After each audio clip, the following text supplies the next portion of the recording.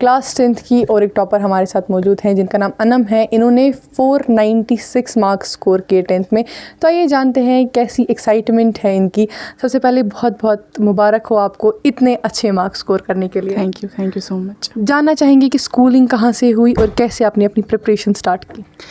मेरी schooling 4 friends public school से हुई और मैंने अपनी प्रिपरेशंस वहीं से स्टार्ट की। लाइक जैसा वो पढ़ाते हैं उन्हीं के हिसाब से, टीचर्स वहाँ का एडमिनिस्ट्रेशन उन्हीं के हिसाब से जो उन्होंने कहा वैसे ही पढ़ने की कोशिश की। स्कूलिंग के बजाय किसी और कोचिंग ट्यूशन गई आप या खुद से पढ़ा आपने?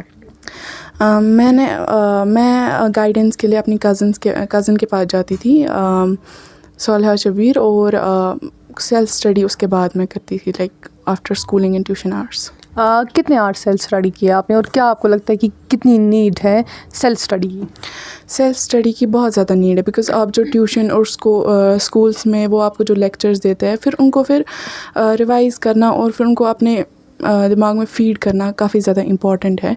तो मेरे ख्याल से सेल्फ स्टडी बहुत ज़्यादा इम्पॉर्टेंट है और मैं 3 to 4 आवर्स मोस्टली स्टडी करती थी, ज़्यादा नहीं, बस रिवाइज़ करना है, वही कंसिस्टेंट थोड़ा थोड़ा हर दिन पढ़ने। अब बात करें आपकी कामयाबी की, तो खुद के बजाय किसी और को अगर हम बात करें, फैमिली में सबसे ज़्यादा सपोर्ट किसने किया और आपकी कामयाबी का सबसे बड़ा रीज़न आप किसको मानती हैं?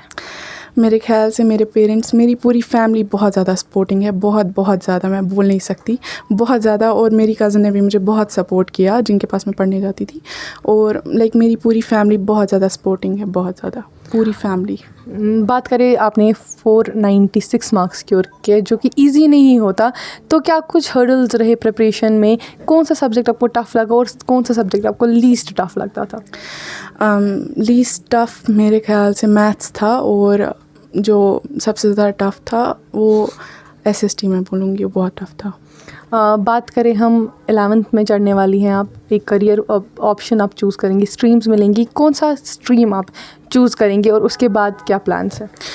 मैं साइंस सब्जेक्ट चूज़ करूँगी और उसके बाद मेरे प्लान्स है, लाइक मैं आगे इंशाल्लाह मैं डॉक्टर बनने की कोशिश करूँगी, बाकी अल्लाह तक है। तो that will be my future plan. बात करें हम, अभी आप टॉपर बन चुकी हैं, क्या सोचा था आपने कि इतने मार्क्स आएंगे या फिर इतनी एक्सपेक्टेशन नहीं थी, थोड़ा कम सोचा था? थोड़ा सा अगर मैं बोलूँ, लाइक फिर होता है पेपर्स के बारे में, शायद मैंने ये गलती कर दी, शायद मैंने वो गलती कर दी, मैंने पूरा नहीं देखा पेपर, बट आई थिंक मैंने इतना नहीं किया था, लेकिन 90s में किए थे मैंने एक्सपेक्ट, और मेरे पेरेंट्स को मुझसे ज़्यादा एक्सपेक्ट थे मेरे मार्क्स की, उसको इतने मार्क्स आएंगे। सो बात करें, आपने बोला कि पेरेंट्स को ज़्यादा एक्सपेक्टेशन थी। मोस्टली हम देखते हैं बच्चों पे बहुत ज़्यादा एक्सपेक्टेशन, और हर कोई बच्चा उस एक्सपेक्टेशन पे खड़ा नहीं होता। तो उन पेरेंट्स के लिए आप कोई मैसेज देना चाहेंगी? मैं ये मैसेज देना चाहूँगी कि अगर कोई बच्चा पढ़ता है और फिर इतने मार्क्स नहीं ले पाता है, इसमें उसका फॉल्ट, मतलब वो अपनी तरफ से पूरी कोशिश करता है, वो आपके एक्सपेक्टेशंस पे उतरने की पूरी कोशिश करता है। आप उसको बस सपोर्ट करते रहे, क्योंकि आपका सपोर्ट जो है वो इनको बहुत ज़्यादा स्ट्रॉन्ग बनाता है। और अगर मैं यहाँ पे हूँ वो इन्हीं की सपोर्ट की वजह से है। लाइक वो मुझे हर एक चीज़ में सपोर्ट करते थे, उन्होंने कभी मुझे किसी के साथ कंपेयर नहीं किया है। लाइक बोलते हैं वरना आजकल के, आप उसके इतने मार्क्स थे, इसके इतने मार्क्स थे, बट मेरे पेरेंट्स ने ऐसा कभी कुछ नहीं कहा है कि उसके इतने मार्क्स थे। मेरे पेरेंट्स हमेशा सिर्फ मेरा देखते थे और मुझे सपोर्ट करते थे, हमेशा।